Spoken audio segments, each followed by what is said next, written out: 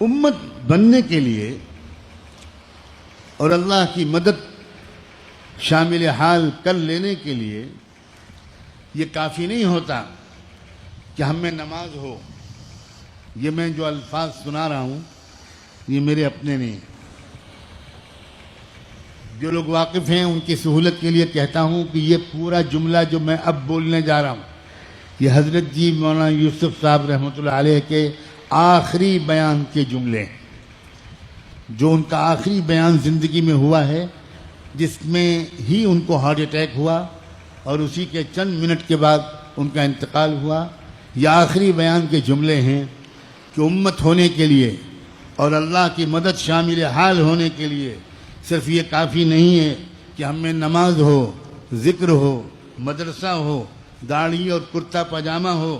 اور آگے چل کر انہوں نے کہا تھا کہ سیدنا علی ابن ابی طالب کرم اللہ وجہہ، ان پر ہمارے ماں باپ قربان، ان کو قتل کرنے والا جو ابن ملجم تھا وہ ایسا نمازی اور ذاکر و شاغل انسان تھا کہ جب اس کو سزا میں قتل کرتے وقت غصے میں بھرے لوگوں نے اس کی زبان تک کاٹ لینی چاہیے تو اس نے کہا سب کچھ کرو لیکن میری زبان مت کاٹو تاکہ میں آخر وقت تک، زندگی کی آخری سانس تک اللہ کا ذکر کرتا رہوں. سمجھو یہاں آپ کس لیے آتے ہو. میں بار بار یہ بات عرض کر رہا ہوں، صرف تسبیح کے کچھ کلمے سیکھنے کے لیے آنے والے اپنے ارادے کو ٹھیک کریں.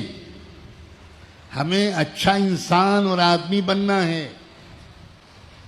ہمیں اپنے اخلاق کو، اپنے معاملات کو، ایک دوسرے پر پڑنے والی ہماری نگاہ کو، اس کو بدلنا ہے.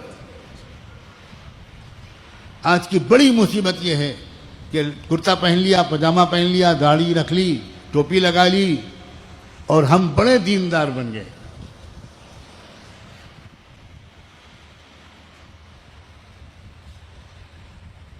امتی کیسے بنا جائے، کیسے امت کو جوڑا جائے، اس کو سمجھنے کی ضرورت ہے. یہ شخص جو ابن ملجم تھا، یہ میں اپنی طرف سے کہہ رہا ہوں، اضافہ کر رہا ہوں، جس نے امیر المومنین شیر خدا سیدنا علی ابن ابی طالب کرم اللہ وجہہ جیسی معرکۃ العرا اور مائے ناز شخصیت کا قتل کیا. یہ ابن ملجم جو اتنا پکا نمازی اور اتنا ذکر کرنے والا انسان تھا، مگر اس کے بارے میں اللہ کے رسول صلی اللہ علیہ وآلہ وسلم بہت پہلے فرما کے گئے تھے کہ علی کا قاتل میری امت کا سب سے زیادہ شقی اور بدبخت انسان ہوگا. کہاں گیا اس کا ذکر، کہاں گئی اس کی تسبیحات، کہاں گئی اس کی نمازیں. اگر انسان کے اخلاق اندر سے اچھے نہیں ہیں تو مجھے یہ کہنے کی اجازت دو کہ زیادہ اس کا نماز اور ذکر میں لگنا کبھی کبھی الٹا نقصان دہ ہو جاتا ہے. کیونکہ اس کے اندر اب تک دنیا کے لحاظ سے کچھ تکبر رہا ہوگا، لیکن اب دنیا کے علاوہ اپنے کو دیندار سمجھنے کی وجہ سے اس کے اندر ایک نیا غرور آ گیا ہوگا. اور وہ دوسروں کو جن کے چہروں پر داڑھی نہیں ہے، جو کرتا پاجامہ نہیں پہنتے، ان کو حقارت کی نظر سے دیکھنے لگا ہوگا. اے لوگو، آج کی مجلس میں اس غلطی سے یہیں توبہ کر کے جاؤ.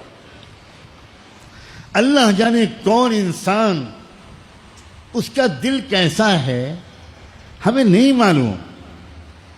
ہم صورت شکل دیکھ کر کسی کو جنتی اور جہنمی کہنے لگتے، دیندار اور بے دین کہنے لگتے. ابھی حال میں نیوزی لینڈ میں جو حادثہ ہوا اور جو ایک دہشت گرد نے جس طرح اندھا دھند گولیاں چلا کر 50 سے اوپر لوگوں کو شہید کر دیا، اللہ اکبر. ان میں سے ایک شہید کی بیوی شہید اور اس کا بیٹا دونوں شہید ہوئے، ایک باپ بیٹے دونوں شہید ہوئے.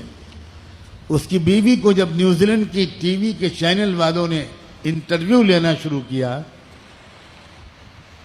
اللہ اکبر، اس عورت نے، اس غمزدہ عورت نے جس کی زندگی تاریک ہو گئی، شوہر بھی شہید، بیٹا بھی شہید، اس نے اس انٹرویو لینے والی عورت سے یہ کہا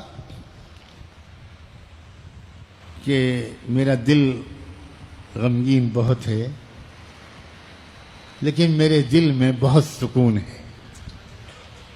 تو اس عورت نے حیرت سے پوچھا کہ کیسے سکون ہے؟ You have lost your husband and you last your son.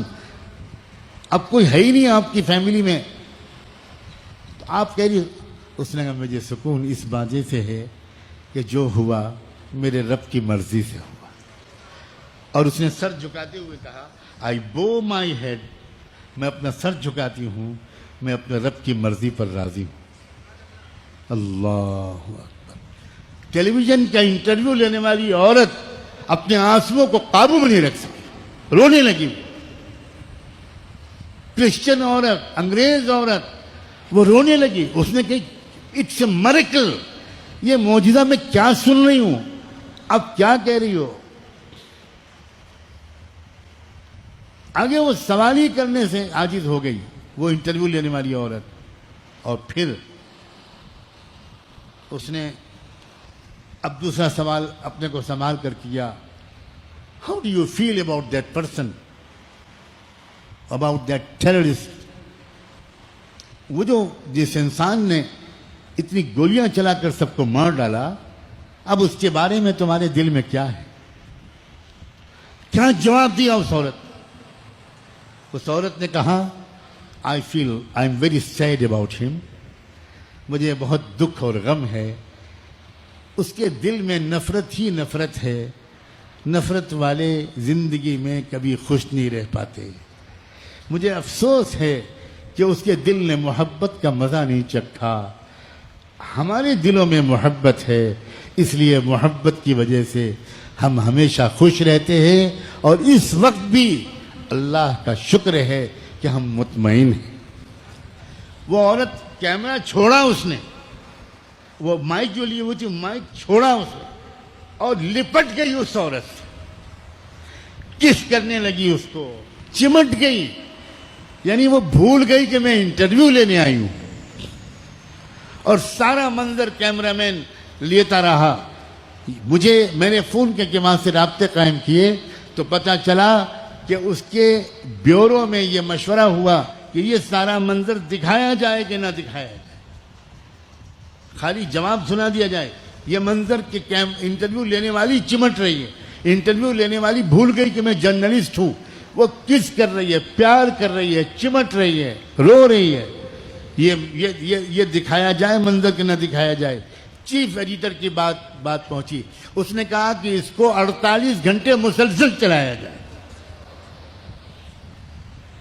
بار بار یہ منظر دکھایا جائے. اب بتاؤ وہ عورت، کیا اس نے 4 چلے لگائے تھے؟ کیا وہ خانقاہ کی نقشبندی اور چشتی اور قادری اور سہروردی سلسلے کی عورت تھی؟ لوگوں، کسی کو حقیر مت سمجھو. تمہیں نہیں معلوم کہ تم جس کو حقارت سے بے دین سمجھ رہے ہو وہ اللہ کی نظر میں اس کا ولی ہو سکتا ہے. بالکل.